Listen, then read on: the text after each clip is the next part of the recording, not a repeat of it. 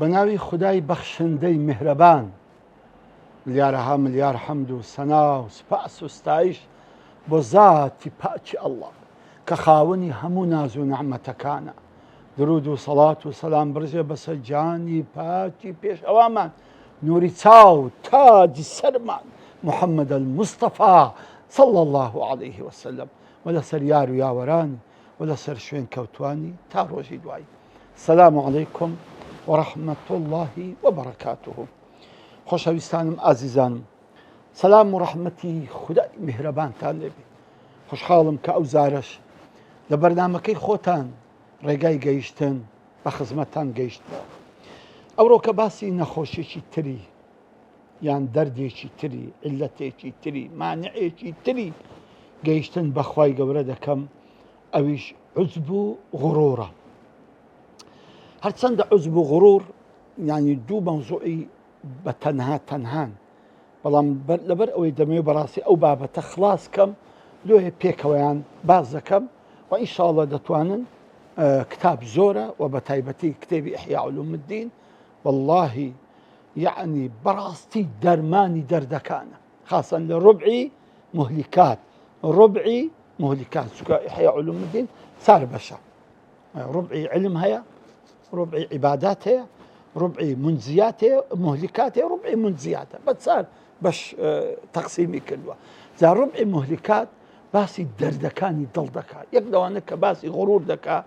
واللهی ئیسپات دەکات کە هەموو خەڵق مەغرورە، هەموو خەڵق ئیسپات دەکات، هەموو خەڵق مەغرورە. جا عیلەتی غوڕورە کەشی بازەکە لە چێ غوڕورە. جا بۆیە پێم خۆشە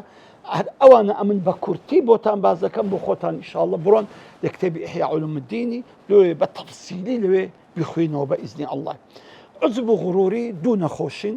کە تووشی دڵ دەبن، دوو مانعن، دوو گوناحی گەورەن بەڕاستی کە دڵی وێران دەکەن. عوجب ئەوەی کە کەیفت بەخۆ بێ و لە خۆشت ڕازی بی، زۆر لە خۆت ڕازی، زۆر کەیفت بەخۆ دێ. تاوان ئەو کەیف بەخۆ هاتنە و ئەو لە خۆ ڕازی بوو لە ڕێک دەبتە تەکەبوڕ، ئەوە جارێ عوجبە تووشت دەبی، کەیفێکت بەخۆ دێ، هەوایەکت لە کەپیە، عەجائیباتێکت بەخۆ دێ، غوڕورێک دەتگری، ڕاست سوبحان الله لێ دەبتە تەکەبوڕ. کەواتە گوناحەکان بزانە هێدی لە دوویەکە، عوجب، غوڕور، تەکەبوڕ یەکسەر وەی لێ دێ. دێکەواتە بەڕاستی ئینسان قەت نابی کەیفی بەخۆ دێ. باشە ئەتوو کەیفت بەچ بەخۆت دێ؟ ئەگەر کەیفت بە جەماڵ و کەماڵی خۆت دێ، واللهی ئەوە خوا دروستی کردی، واللهی هیچ پیاوەتی و شەهامەت و غیرەت و کەسایەتی تو تێدا نیە، هیچی تێدا نیە، مفلیسی لەو ناحیەی هەموو خوای گەورە دایە. جا ئەگەر بە علم و بە زانیاری و بە زانستت بە مەغروری عوجبت گرتیە، واللهی ئەوەش خوا پێداوی،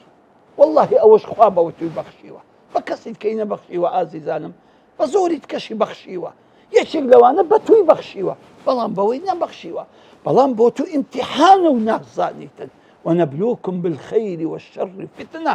خی گەورە هەم خێر هەم شەر هەردووکی ئیمتیحانە لە بۆ بەندەکانی بی. دێکەواتە کە خی گەورە علمەکی پێبەخشی، زمانێکی پاراوی پێبەخشی، بەیانێکی جوانی پێبەخشی، خەڵک جێ لێ ڕادەگرن، کوڕە خۆ نابی عوجب بتگری، هەی بەدبەخت ئەرێ وەڵڵا، چکە عوجب عقوبەکەی ئەوەیە هەموو عەمەلت بەتار دەکاتەوە. سبحان الله، پێغەمبەری خوا دەفەرمی عەلەیهی السەڵات وەسەلام، عوجب هەموو ئەعمالی ئینسانی سفر دەکاتەوە، سفر. سبحان الله، ئەو هەموو نوێژە، ئەو هەموو عیبادەتە، ئەو هەموو داواتە، ئەو هەموو داوایە، ئەو هەموو دەرزگۆتنەوە، ئەو هەموو پیاوەتیە، ئەو هەموو شەهامەتێ، ئەو هەموو خێر و خێراتە، بەس کەیفت بەخۆ بێ سفری دەکاتەوە. دەبێ زۆرت ئاگا لەخۆ بی. ئەگە بە ماڵی دنیا کەیفت بەخۆ دێ، بەخوای ئەو ماڵە ئیخوایە، بە خودای ئەو ماڵە ئیخوایە. ئەگەر بە عەقڵ و زیرەکیت و زانیاریت عوجبت گرتیە، بە خودای ئەوەش ئیخوایە. خی گەورە دایتێت و ئەتوانی هیچ پیاوەتی و خیرەت و زانستێکی تو تێدا نییە ئەوە بەخوای هیچی تو تێدا نییە هەمووی خوایە وما بكم من نعمة فمن الله هەرچی نیعمەتە لە خواوەیە ئەی دێکەوە ئینسان پێ بسەیرە ئەو عوزبە چێ ئێمەی گرتووە یا ڕەبی ئەو کەیف هاتنێت چێ کەیفمان بە خۆمان دێ لموزمان برندە و خۆمان بە شاخەشی ناگۆڕینەوە ئەوە چیاوە ئەوە چیەوە یعنی ئەو کەیف و سەفێت چێکە لە ناو هەناومانە عزیزان زۆر خەتەرە بە قورئان زۆر کە ئینسان خەتەرە لە خۆی ڕازی بی لە خۆ ڕازی بوون ئەخا تو بە چ لە خۆت ڕازی ئایا دەزانی خی گەورە ئیمانی لێ قبول کردووی ئایا دەزانی خی گەورە نوێژی و تاعاتەکەی لێ قبول کردووی ئایا دەزانی ئەتۆ لەسەر ئیمان و تەوحید دەمری ئایا دەزانی خی گەورە لە ڕۆژی قیامەتێ دەفتەرت بەڕاستی دەداتەوە یان چەپ ئایا دەزانی خی گەورە لە ڕۆژی قیامەتێ لەسەر پردی سرات نەجاتت دەدایاننی ئایا دەزانی ئەتوو بەهەشتی یان جەهەنەمی ئەخ ئەو غوروریەت چیە تو هەیتت بەس بزانم ئەو غوڕورە چی هەیتمان ئەو کەی بەخۆ هاتون و ڕەسامەندی چییە کە بە خۆمان لە خۆمان ڕازین چییە ئەوە عزیزانم ئەمە زۆر خەتەرە بەوەڵڵا ئەوانەیە دڵی ئێمەی وێران کردووە ئەوانەیە دڵی ئێمەی کۆت و زنجیر کردووە ئەوانەیە کە ئەو دڵی مەحروم کردێ لەو هەموو نور و بەرەکەتەی خودای گەورە کە دەینێتە سەر بەندەکانی خۆی ئەوانە هەموو مانعاتن هەمووی عوارزن هەمووی یعنی بەڕاستی وەکو تەرمێکی ڕەش وەکو پەردەیەکی ڕەشە لە بینی نیعمەت و نوری ئیلاهی و لە بینی دڵی تو عزیزانم دی ئەو غرورە یعنی کابرا هەر تۆزێک علمی دەبی مەغرور دەبی تۆزێک ماڵی دەبی مەغرور دەبی تۆزێک جەماڵی دەبی مەغرور دەبی تۆزێک کەماڵی دەبی مەغرور دەبی تۆزێک هات سەف و ڕاستی خۆی دەبینی خەڵک لە دەورا پشتیتی مەغرور دەبی ئەخای هەوار ئەو غوروریە لەبەر چی بەپای چی دەباتی سوپاسی خی گەورە بکەیت لەسەر ئەو نیعمەتانە دەباتی زیاتر ئینکسار و زەلیل بی بەرامبەر خی گەورە لەسەر ئەو نیعمەتانە تۆ غرور و تەکەبوڕ دەتگریتن بەڕاستی ئەمە خەتەرە شتێکی سەیرتان بۆ بجەرمەوە دکتۆر محەممەد عورەیفی خی گەورە تەمەنیان درێژ کا و خوا لەو زاڵ مستەمکارانەیان بپارێزی یا ڕەبی ئەفەرمی برادێکی من حادیسەیەکی بۆ جێڕامەوە گوتی ئەو برادەرم چوو بووە نەخۆشیەکی ئەوەی چوو بووە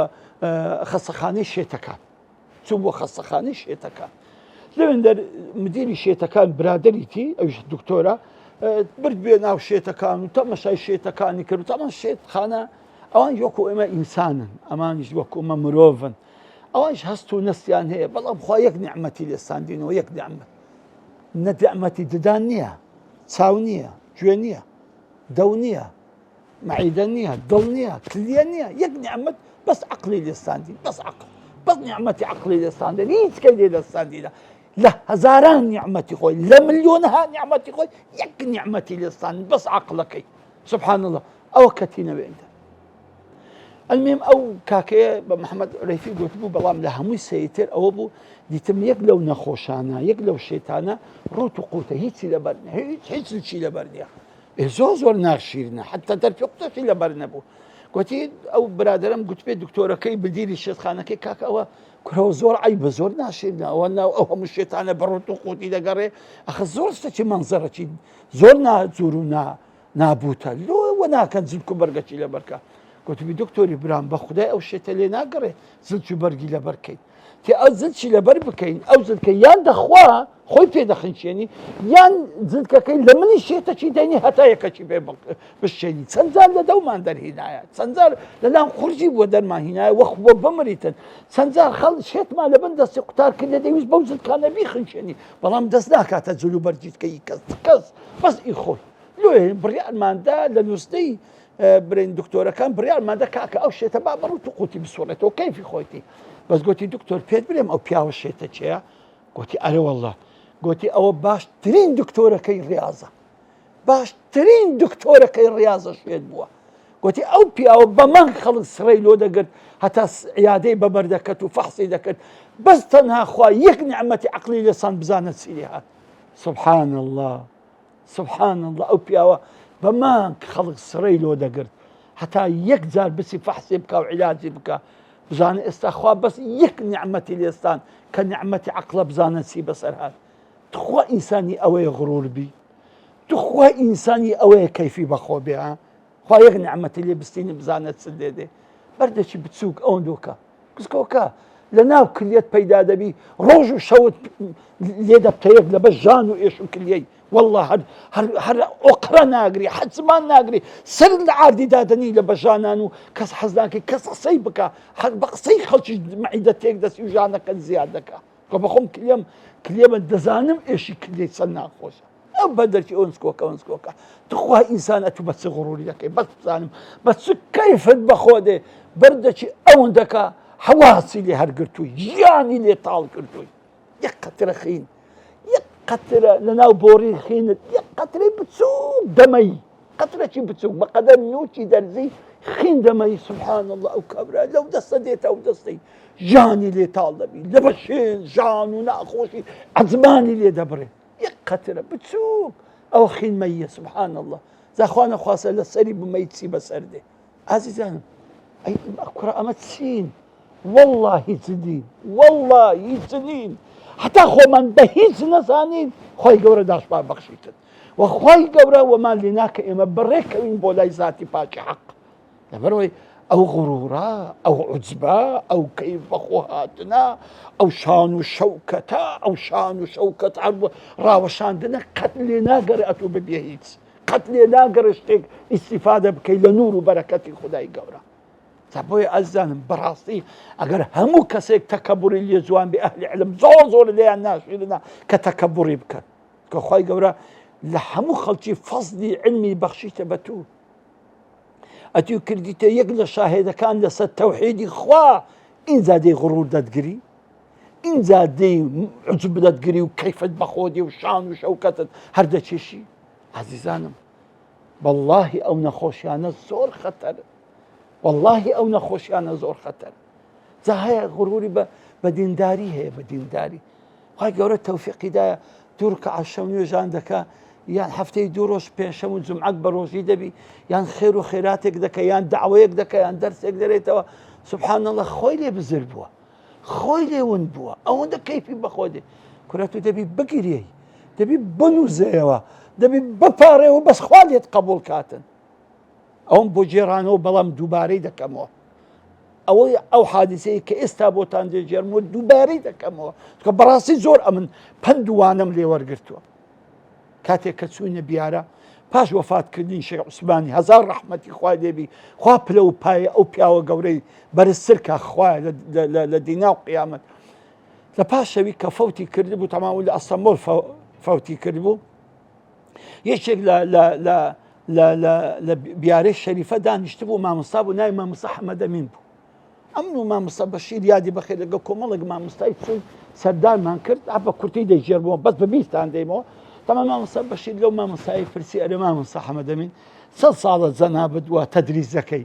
وتی وەڵڵا مامۆستا گیان 50 ساڵە تەدریس دەکەم 50 ساڵ 50 ساڵە فەقیه هەیە جا ماشەڵڵا ڕۆژی 7 دەرسی هەیە بۆ ئەو مامۆستایە 7 دەرس گەڵک زۆرە مامۆستا هەیەتە 12 دەرسانیش دەرێتەوە بەڕۆژ یانی بەڕاستی ئەوە ماندی بوونی زۆری دەوێتن طبعا